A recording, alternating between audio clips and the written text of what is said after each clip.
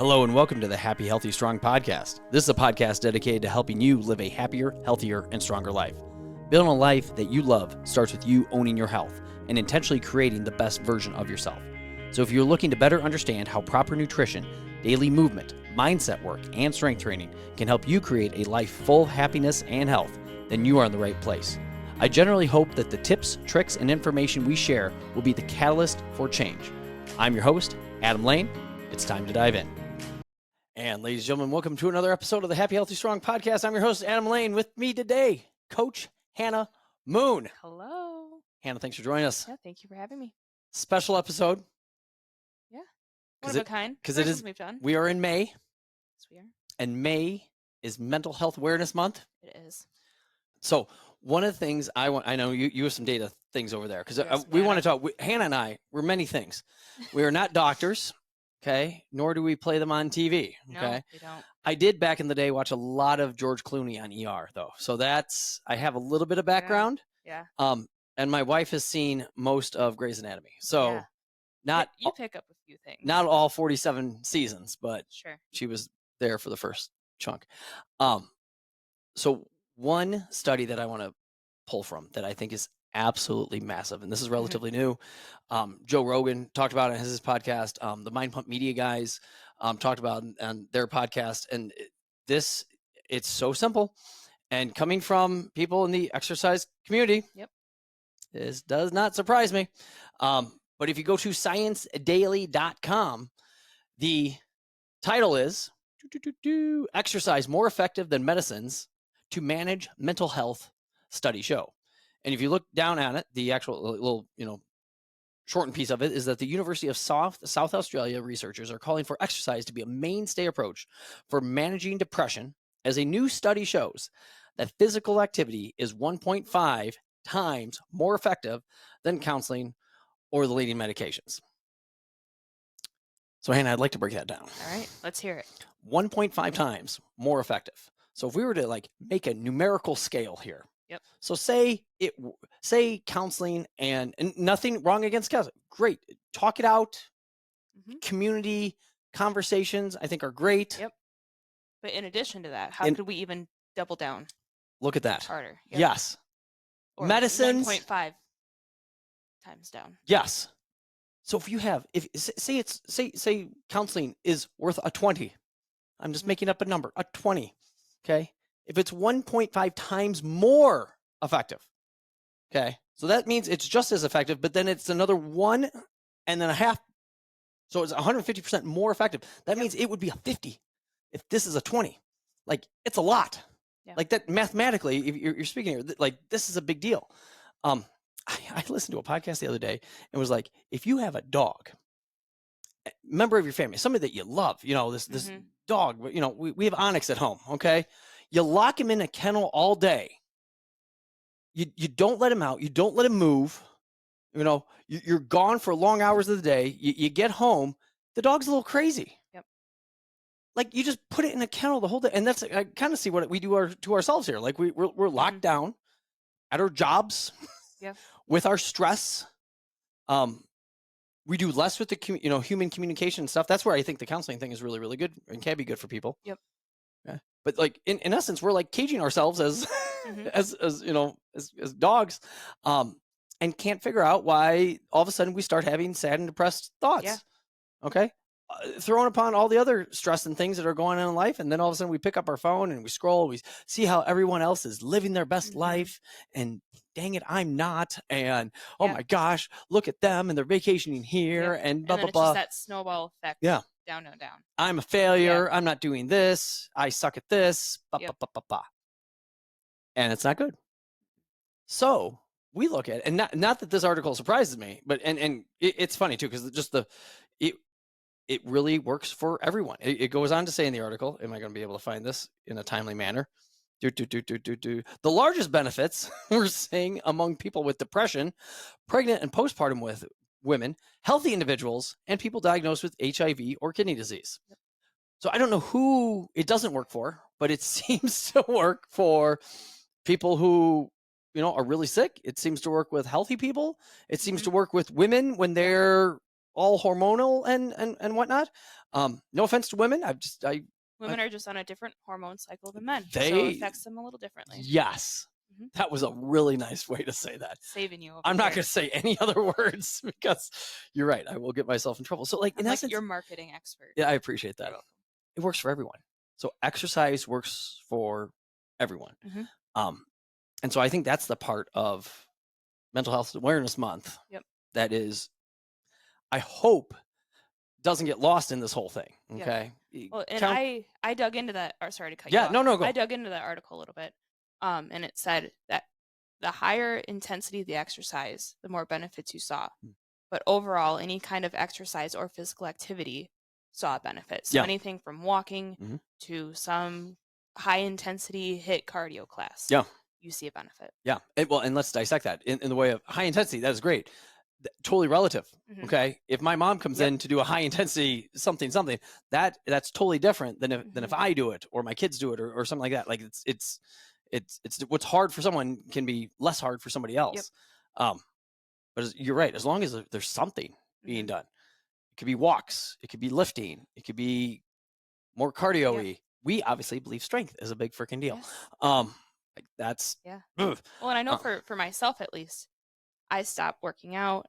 I start not eating as mhm. great. Yeah. I don't sleep as well. I start spending money on Mhm. things.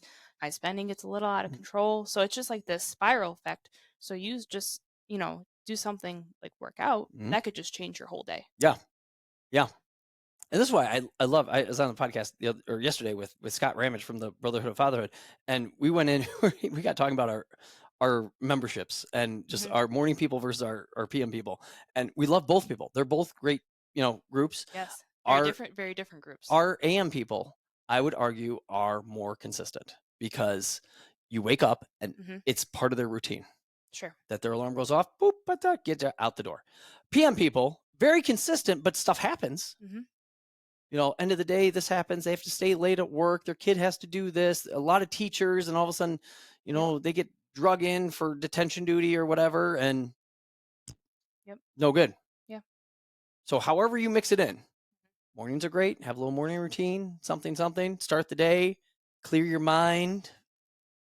Big bonus. Yep. So, I know you have. Yeah. So you kind of attacked the Gen Pop. I did. I want to kind of go a little bit more into first responders. Okay. So We train some of them. we do train some of them. We do. We were kind of talking about this that for the most part, training and working first responders should be just as simple as training the general population, and for the most part, it is. There are a few things that separate them, which changes the conversation just a little bit, but not Yeah. too much. Mhm. The biggest ones being seeing stressful environments, Absolutely. possibility of having post-traumatic stress disorder, Mhm. things like that, and as well as disruption of sleep. Yeah. So I did a little research, and there is a disheartening amount of research on first responders, physical activity, and mental health. Mm-hmm. I think there are a few articles or research being done right now, but there's not a lot out Yeah. that's finished. But I did find a very good article by Victoria Sambursky. And the title of this is Trauma, Stress on First Responders, How Exercise May Be the Intervention Needed to Increase Resilience. And I really like the word resilience. Yes. To you, That is a good word. what do you think resilience? I mean, so their ability in which to, our current Loves Fire guys, Mhm. they work their tails off for 24 hours and then they're off for 48, and then they work really hard for 24, and that's changing soon here. But Yeah. again, to see what they see Mhm. is stuff that you see on TV shows and in the movies. Yep. And we look at it as like, oh, we'll just scroll to the next Netflix show and blah, blah, blah. Mhm. And what they end up seeing is truly real life. And then they have to go back home to their, friends and family. Okay. And just Yeah. go about their day. Yeah. Well, I was thinking Yeah. about it. For them, every third day, soon to be whatever, when they change to the 4896, they are seeing other people's worst days. Yeah. Every third day of their life, they're seeing other people's worst days, which drags on you. Yeah. So, what are some little things that they can do, or we can help give them resources to help kind of give that a little barrier, Yeah. little buffer Mhm. zone, And us being physical activity people, Mhm. we obviously go to exercise. Yeah. Because if not, it's really easy to find your own ways to cope, Mm-hmm. which might not be the best ways to cope, Yeah. and that makes it hard. Or Yeah. typically not they're not healthy ways. Whether it be a couple drinks at night when you get home, Mm-hmm. or smoking, or Yeah. whatever it is, like just to help you deal because of the Mm-hmm. what you see. Yep. Now, I would say this is no different than your PTSD from your soldiers and Sure. whatnot that Yep. see just terrible Yep. things. Yep. Not military guy, but that would be my assumption. Yep. So she goes on and she brings up a bunch of interesting things. Specifically, she brought up PTSD and exercise, not so much just a general mental health. The few things that really stuck out to me were that PTSD, one of the symptoms is high heart rate, stressed out in that way. So, what is a controlled environment where we can give people a high heart rate, where then they can be deconditioned to that, and that won't affect them as much? That being exercise, Yeah. right? So, how can we recreate this activity in a controlled environment? Hmm. And that would be your gym space, Yeah. right? So then, when those situations hit you, your body is more prepared to deal with that, thus leading into mentally, you're better prepared to deal with it. Yeah. Because obviously, our physical health leads right into our mental health. Yeah. So I thought that was very interesting. I don't think that's any different than like back in my football days and Mhm. creating like athletes. You start the first day of football practice, you're not in great shape, but then you run 40s until you vomit multiple times, and eventually you get in better and better and better shape. And by the time Friday night rolls around, Mhm. you're like, oh, okay, well, I ran 20 40s. Yeah. I- I'm Yeah. good here for, and Yep. you get some confidence with that, knowing that you can, Your body can with, handle it. yeah, Yeah. absolutely. No different in my mind than, first responders training, Mhm. again, lifting, cardio, In whatever a it is. controlled, stressful situation. Yes. Yep. Yes. Controlled is, I think, the main thing there, Yep. because it's when you have a nice deadlift bar Mhm. with the perfect neural, and you're able to pick it up and Mhm. and be controlled and stress your body Mhm. in a controlled environment. Now all of a sudden, when you have to pick up somebody off the floor, well, you've done this before. Yep. Okay. It's less controlled, or maybe we say not controlled, Mhm. but you've done it before. Yep. Okay. And when we have confidence Yep. in this, And and your central nervous system recognizes that. yes. I've done this before. Yeah. Mhm. You So, you have the strength, you have the training, and then ideally the body, because you're strong enough for this, and whether it be the heart with the cardio piece or whatever, it can withstand this, mhm. or will withstand this, because again, you've done it. This is what you've trained for. Yep. Yep. Absolutely. Um, another article I found, and this is actually a very good article about stressful situations and exercise Mhm. relating directly to first responders, is that 53 members of the Austin Fire Department participated in this study where half of them were giving exercise on a rowing machine. The other half were just told to continue whatever exercise program they were on. They put those participants into a simulated fire scene. After that scene, prior to that training, the groups did not differ in their cardiovascular response to the training. Uh, the group noticed the differences were noted after the training, in which the exercise trained group, so that group that was that were on the rowers, reacted with significantly lower pulse and mean arterial pressure than their counterparts in the controlled condition. The participants also reported that they had less stress-related state anxiety and negative effects after the training, and that the exercise training appeared to be a useful intervention to reduce the response to fire-related psychological stress in firefighters. Yeah. So first responders show up at a scene, they're up and down stairs, Mhm. heart rate is there. They might have the oxygen all mic'd up and Yep. whatnot, and they're rolling. And turns out, if they're fit, Mhm. if they're healthy, their heart works the way it needs to. Yep. Okay, because they're healthy people. No different. Again, I don't want to say no different. Cross country runner, Sure. who's conditioned, Mhm. to run a 3 mile race as fast as they possibly can. Similar idea. All of a sudden, they're able to keep their heart rate in check. Mhm. Okay, be calmer with this whole thing. Yep. Again, we were stressed in a controlled manner Mhm. on the rower. Yeah. We use lots of things here, lots of different ways to Mhm. condition. And look at that. Yeah. It's not only great with the mind, but it's great with the Yeah. body, And I think and they do better. that's a huge piece of it. Mm. If your heart rate isn't controlled, your breathing isn't controlled, Yeah. You feel like you're not doing good because of that. You can't be on the fire scene for that long because your air consumption is so high. Yeah. That is going to lead into some mental stress, which then you go home, you're still in a state of anxiety. What habits are then leading into after that? So on and so forth. Yeah. Right? Yeah. I think it's a big, I think there are so many dominoes with this. And I think for so many, I know it is with me. And you kind of said this right Yeah. at the beginning here, that like, at least for me, exercise for me is the first domino. If I exercise, Mhm. I sleep better. Yep. I eat better. Mhm. I'm more of a pleasure in which to be around. And I know you're thinking to yourself, Adam, but you're always a pleasure to be around. I That's can't imagine a exactly what I time was thinking. where, you weren't a pleasure. Boss. And you're right, Hannah. I am a pleasure all the time. But no, but it's funny how like, I mean, I go back to when I had my wrist reconstructed last year. Mhm. Like I went 3 months. I did some exercisey things, but it wasn't great. Yeah. It was walks, or it was like a ruck with, my weight vest or something. 'Cause the hand was I would belt squats, and Mhm. it just, but it was not good. Yeah. And I was not in a good space. I was cranky and irritable, and, Mhm. things didn't go my way. And I think he yelled at my kids more during that little 3 hours or 3 month block than Yeah. I think I ever had. And so Yeah. it just makes sense when Yeah. you take in the mental side of fitness, where people are finding, hey, it's 1.5 times more effective than counseling or leading medications. When you put into like, hey, it looks at like when you practice these things in controlled situations, Mhm. athlete, first responder, you know, whoever, like, turns out you do better. Yeah. And you're more, Yeah. more Leads into ready for it. the lower level of mental stress and anxiety. Yeah.